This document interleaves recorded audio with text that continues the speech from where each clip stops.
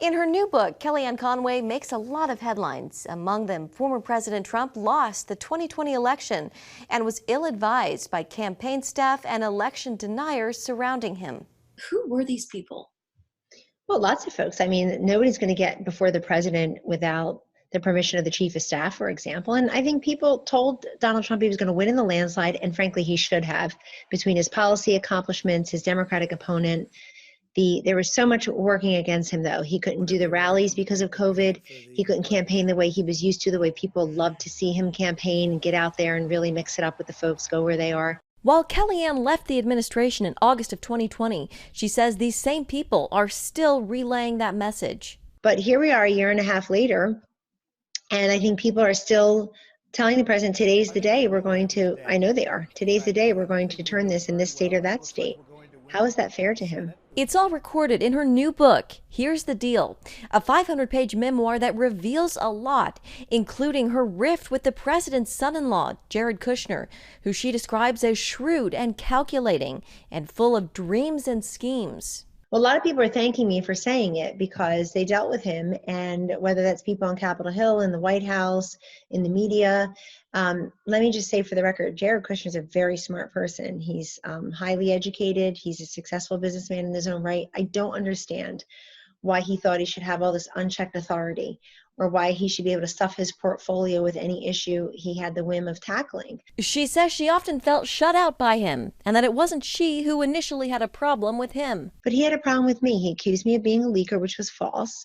He accused me of not knowing certain things or inviting myself into meetings, which was false. He once asked me, when you go on TV and talk about veterans and opioids, you offend the people who are actually working on veterans and opioids here. And I said, well, the president said I can work on those. And he said, well, it's not good enough. And it's just things like that, a lot of asides. Another person Kellyanne writes about, her husband, George Conway, a vocal critic of former President Trump.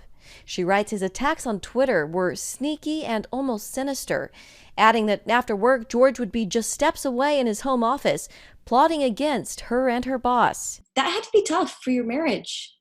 It was very tough on me, tough on our kids, tough on our loved ones. Nobody literally knew what was happening. They didn't know what to say. They never experienced anything like that. I certainly haven't. But she says it wasn't always like that. In fact, George was once a Trump fan and even accepted a job within the administration early on.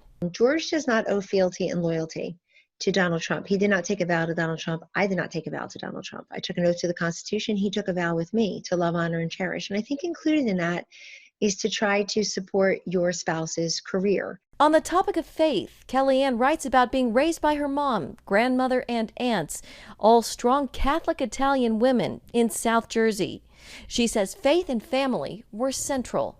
God had his hand in guiding everything, and God had a plan for me from the beginning. So even when it looked like the road was bumpy or blockaded, that he had a plan for me. And for her critics who maybe disagree with her on the 2020 election or other issues. And I like to tell people now, particularly my own children, but really kids on college campuses, Jenna, most of all, don't forget in this sort of woke, slanderous culture that whoever God made, no man or woman can cancel. As for 2024 and the possibility of Donald Trump running again, Kellyanne says if asked, she would seriously consider heading up his campaign for a second time. Her first priority, though, is her family. In Washington, D.C., Jenna Browder, CBN News.